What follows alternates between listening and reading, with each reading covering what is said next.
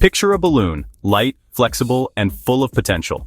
It floats gently, just like the housing market in normal times, moving upward at a comfortable, steady pace. Blow gently, and the balloon grows at a steady pace, just like a healthy housing market, where prices rise gradually, reflecting real value and the true worth of homes. But if everyone starts blowing hard, the balloon swells rapidly. This is what happens in a housing bubble, when demand and excitement spiral out of control. In a bubble, home prices soar far beyond their true worth, driven by the belief that prices will keep rising forever, no matter what. People rush to buy, not for a place to live or to build a home, but to cash in on quick profits, hoping to sell for even more later. The excitement feeds itself. Rising prices attract more buyers, pushing prices even higher, creating a cycle that seems unstoppable.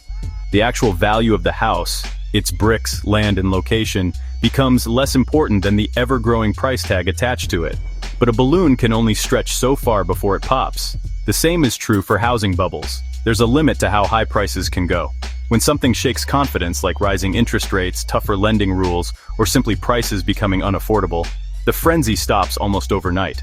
Suddenly everyone wants to sell, and prices crash just as quickly as they rose, leaving many caught off guard. Homeowners, banks, and the entire economy are left to deal with the fallout. Lost savings, foreclosures, and financial instability. The mess can take years to clean up, as communities and families work to recover from the damage. That's the danger of a housing bubble. Rapid, unsustainable growth, followed by a painful collapse that affects everyone, not just those who bought at the top. Easy money is the fuel for a housing bubble. It creates an environment where everyone feels they can get rich quickly. In the early 2000s, banks made it shockingly simple to get a mortgage, even for people with shaky finances. The barriers to homeownership were lowered dramatically. Subprime loans, low or no down payments, and adjustable rate mortgages with low initial payments flooded the market. These risky financial products were everywhere. Suddenly, millions who never dreamed of owning a home were told they could afford one. The dream of homeownership seemed within reach for everyone. Demand exploded, pushing prices higher. The market was on fire and everyone wanted a piece of it. The fear of missing out gripped buyers. Everyone wanted in before prices rose even more. It was a frenzy. The myth that house prices never go down became gospel, repeated by experts and media alike. It was a dangerous belief. People stretched their budgets, convinced it was a sure bet. They believed they couldn't lose. Banks kept lending, believing they could always sell the house for more if a borrower defaulted. It seemed like a win-win. This cycle of easy credit and rising optimism set the stage for disaster. It was a ticking time bomb. When risk is ignored, bubbles form. And when they burst, the consequences can be devastating. With easy loans, buyers outnumbered homes for sale, sparking bidding wars and skyrocketing prices. Investors and house flippers jumped in, buying homes just to resell for quick profits. TV shows glamorized flipping, drawing even more speculators. Banks bundled risky mortgages into mortgage-backed securities and sold them worldwide. Rating agencies stamped these products as safe, luring more investors. The system became a feedback loop. Easy loans fueled demand, rising prices attracted more buyers, and banks kept lending. On paper, everyone was getting richer, but the whole system depended on prices rising forever. A dangerous illusion. When reality hit, the consequences were severe. The bubble burst when adjustable rate mortgages reset, sending monthly payments soaring. Many homeowners simply couldn't afford the new bills. At the same time, prices stopped rising.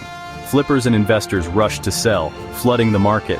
Suddenly, there were more sellers than buyers, and prices tumbled. Foreclosures spiked as people defaulted on loans. Banks, stuck with empty homes, slashed prices to sell them off. Homeowners found themselves underwater, owing more than their homes were worth. Many walked away, leading to even more foreclosures and a downward spiral. The dream of easy wealth vanished, replaced by financial ruin for millions. The housing market's collapse rippled through the entire economy. The crash created millions of losers and a few unexpected winners. In the aftermath, the divide between those who lost everything and those who gained became painfully clear. Families like the Smiths lost their homes when payments jumped and jobs disappeared. For many, the dream of homeownership turned into a nightmare almost overnight as they packed up their lives and faced an uncertain future. Retirees like the Johnsons, who borrowed against inflated home values, found themselves deep in debt when prices crashed. Their retirement plans evaporated, replaced by anxiety and the burden of unexpected bills. For many, years of savings and security vanished overnight. The financial safety nets they'd built up over decades were gone, leaving families scrambling to make ends meet. But a handful of investors saw the bubble coming and bet against it, profiting when the market collapsed. While most people suffered, these few watched their fortunes grow as the crisis unfolded. Figures like Michael Burry, made famous by The Big Short, earned fortunes by betting on the crash. Their bold moves were risky, but they paid off in ways few could have imagined. After the dust settled, cash-rich investors and big firms swooped in, buying foreclosed homes at rock-bottom prices. Entire neighborhoods changed hands, often overnight. They turned these houses into rentals, building massive portfolios while former owners struggled. The American dream shifted as more families became renters instead of owners. The fallout reshaped neighborhoods and lives. Streets once filled with homeowners now saw new faces and new realities as communities tried to recover. The winners were few, but the pain was widespread. For every investor who profited, there were countless families left behind, struggling to rebuild.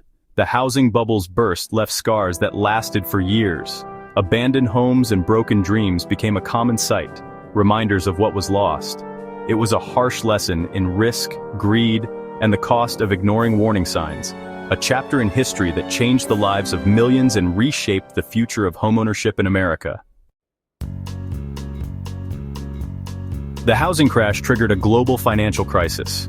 Mortgage-backed securities, once considered safe, became toxic overnight. Banks worldwide faced massive losses and lending froze. Businesses couldn't get loans, leading to layoffs and a deep recession, the Great Recession. Governments scrambled to prevent total collapse, bailing out banks and slashing interest rates. Recovery was slow. Home values and jobs took years to return. Trust in financial institutions was shattered. The dream of homeownership became a source of anxiety for many. The crisis revealed how interconnected the economy is, and how quickly trouble in one sector can spread everywhere. The aftermath was a wake-up call for regulators, lenders, and families alike. The housing bubble's biggest lesson: beware the promise of easy riches. When everyone believes prices can only go up, it's time to be cautious. Bubbles are fueled by hype, risky debt, and the illusion of endless growth. Smart decisions mean understanding what you can truly afford and reading the fine print on any loan. Strong regulations are essential to keep risk in check and protect the economy. The pain of the last bubble should not be forgotten.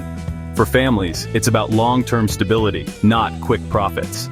Remembering the past helps us avoid repeating the same costly mistakes.